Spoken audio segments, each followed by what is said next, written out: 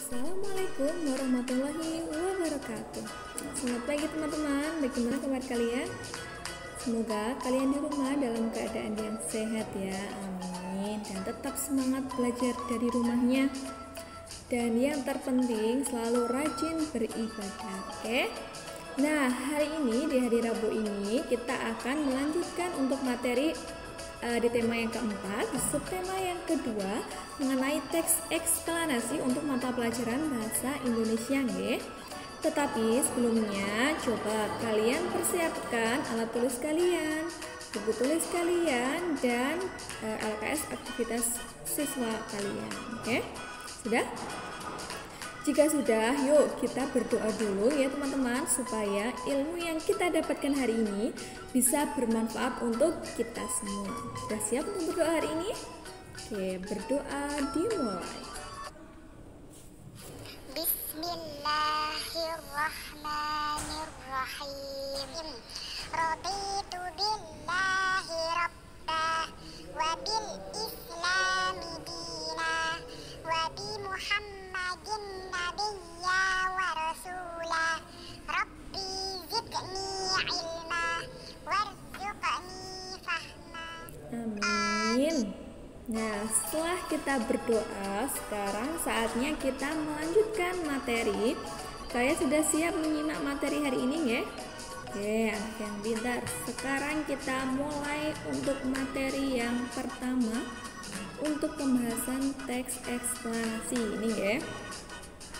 Teks eksplanasi adalah teks yang menjelaskan proses terjadinya fenomena, baik fenomena alam maupun sosial dan budaya. Kemudian teks eksplanasi ini teman-teman termasuk teks non-fiksi. Karena apa? Karena penyusunannya itu berdasarkan fakta, berarti nyata dan ada datanya. Itu adalah teks eksplanasi. Biasanya teks eksplanasi ini berisi pengetahuan, berisi ilmu pengetahuan. Itu adalah teks eksplanasi. Kemudian masih ingat untuk tujuan penyusunan teks eksplanasi? Iya, tujuannya adalah untuk menjelaskan adanya suatu peristiwa atau fenomena serta menjelaskan sebab dan akibatnya. Jadi dengan adanya teks eksplanasi ini kita bisa mendapatkan ilmu pengetahuan seperti itu. Lanjut ya. Nah, hari ini kita akan fokus pada struktur dari teks eksplanasi. Nah, sebenarnya teman-teman, teks eksplanasi itu ada 3 strukturnya. Ada pernyataan umum, ada deret penjelas, dan juga ada interpretasi atau penarikan kesimpulan. Nah, ini hari ini yang kita akan bahas. Kemudian yang pertama dulu, kita akan membahas mengenai pernyataan umum dalam struktur teks eksplanasi. Pernyataan umum. Di dalam pernyataan umum ini terdapat suatu topik yang akan dijelaskan proses keberadaannya atau proses terjadinya. Ini hanya pendahuluan ya teman-teman. Ini berisi tentang pernyataan umum, tentang topik yang akan dibahas nanti di dalam deret penjelas. Kemudian yang kedua, harus bersifat ringkas, menarik, dan jelas untuk membangkitkan minat pembaca. Nah, jadi pernyataan umum ini kalimatnya harus dibuat semenarik mungkin dan dibuat sejelas mungkin supaya pembaca itu tertarik. Wah, saya ingin membaca ini karena dari paragraf pertama saja sudah menarik bahwa itu akan menjelaskan mengenai fenomena atau peristiwa yang terjadi. Nah, itu di pernyataan umum ini. Nah, pernyataan umum ini biasanya ada di paragraf awal ya. Biasanya di paragraf awal. Kemudian untuk yang kedua ada deret penjelas. Nah, ini yang penting. Deret penjelas ini bisa diartikan sebagai isinya. Deret penjelas untuk yang pertama itu berisi tentang penjelasan urutan proses keberadaan dan proses terjadinya. Jadi di deret penjelas ini dijelaskan secara runtut, secara urut proses-proses keberadaan dan proses-proses terjadinya. Kemudian yang kedua, digunakan untuk menjawab pertanyaan bagaimana. Nah, bagaimana ini kan menjelaskan proses. Nah, berarti proses ini kita jelaskan di deret penjelas. Kemudian yang ketiga teman-teman, ada deret penjelas itu berisi informasi tambahan sebagai pendukung informasi utama. Jadi ini itu yang menjelaskan di informasi utama tadi, menjelaskan di pernyataan umum tadi yang berisi kalimat-kalimat penjelas di bawahnya. Nah, biasanya ini terdiri dari beberapa paragraf. Nah, biasanya itu juga nih di nomor yang keempat ini, deret penjelas terdapat pada paragraf kedua dan seterusnya. Sebenarnya tidak harus di paragraf kedua ya, bisa ketiga sampai ke bawahnya. Tapi secara umum untuk deret penjelas ini ada di paragraf kedua sampai ke bawah. Karena apa? Karena di paragraf 1 itu termasuk pernyataan umum. Ya, tahu bedanya ya? Di paragraf paling atas itu termasuk pernyataan umum, kemudian dijelaskan di paragraf selanjutnya, yaitu di paragraf kedua sampai ke bawah itu bisa merupakan paragraf deret penjelas atau yang menjelaskan dari pernyataan umum tadi. Sampai sini kalian bisa memahami nggak, nggih? Bisa ya, nah pintar.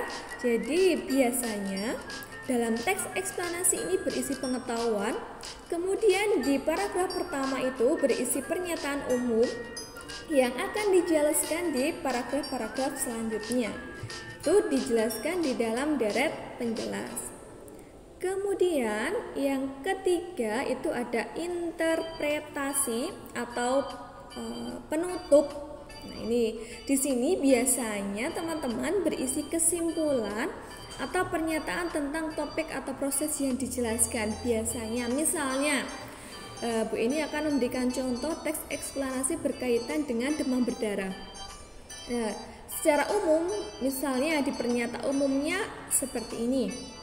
Di Indonesia akhir-akhir ini telah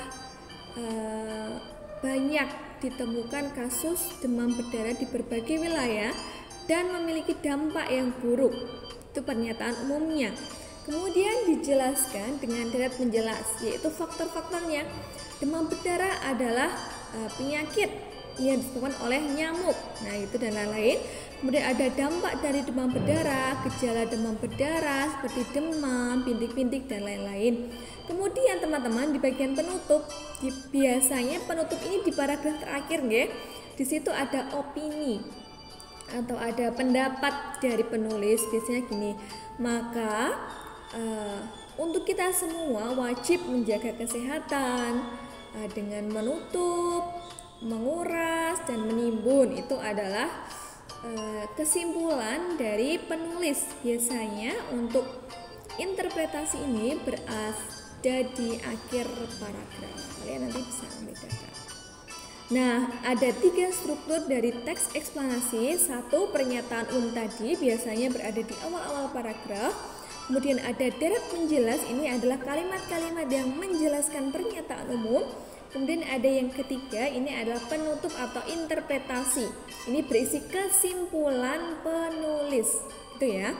Intinya berisi kesimpulan dari penulis mengenai topik atau proses yang dijelaskan. Sebenarnya ada juga yang interpretasi itu bukan merupakan kesimpulan dari penulis, tapi kesimpulan secara umum saja berdasarkan teks yang sudah dijelaskan atau berdasarkan data-data yang sudah ditemukan. Oke, jadi ada 3. Nah, tugas hari ini berkaitan dengan struktur teks eksplanasi ya teman-teman. Kemudian ada tambahan, ini ada ciri-ciri bahasa teks eksplanasi.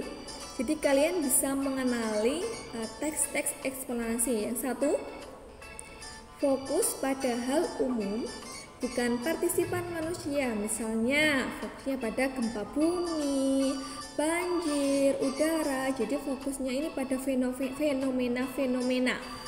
Tapi enggak cuma peristiwa alam saja, peristiwa budaya juga bisa. Kemudian yang kedua, teks eksplanasi ini dimungkinkan menggunakan bahasa ilmiah. Jadi bisa menggunakan bahasa ilmiah. Kemudian yang ketiga, menggunakan konjungsi waktu atau klausal. Misalnya jika, bila, sehingga, sebelum. Ini. Kemudian yang keempat, bahasanya ringkas, menarik dan jelas. Biasanya teks yang berisi pengetahuan itu kalimatnya tidak bertele-tele ya, tidak banyak tapi sedikit dan ringkas. Itu saja. Nah teman-teman, untuk materi hari ini Bu Eni kerucutkan cuma teks eksplanasi saja biar kalian lebih jelas dan nanti kalian bisa segera berlatih untuk mengerjakan soalnya. Nah hari ini Bu Eni menyediakan contoh dari teks eksplanasi yang berjudul COVID-19. Di situ sudah ada lembar kerjanya, kalian boleh mengerjakan di lembar kerja itu, di print lalu ditulis bisa, atau kalian bisa mengerjakan di buku tugas kalian. Yang penting yang kalian kerjakan itu sesuai dengan teks eksplanasi yang berjudul COVID-19. Kalian harus menentukan pernyataan umumnya yang mana kalian tulis di dalam kolom, kemudian deret penjelasnya yang mana saja kalian juga menulis, kemudian yang ketiga penutup atau interpretasi kalian juga mencarinya. Di sana Bu Eni menyediakan 3 paragraf dari teks eksplanasi yang berjudul COVID-19. Kalian bisa mengerjakannya di buku tugas kalian, oke? Semoga kalian jelas nggih. Misalnya kalian belum jelas, kalian boleh bertanya pada Bapak Ibu guru. Nah, Bu Eni rasa cukup sekian ya teman-teman. Semangat belajar dari rumahnya dan disiplin mengerjakan tugas supaya tugas kalian tidak tertumpuk, kalian mendapatkan nilai dan kalian tidak menanggung tugas yang banyak. Oke? Bu Eni rasa cukup sekian. Wassalamualaikum warahmatullahi wabarakatuh.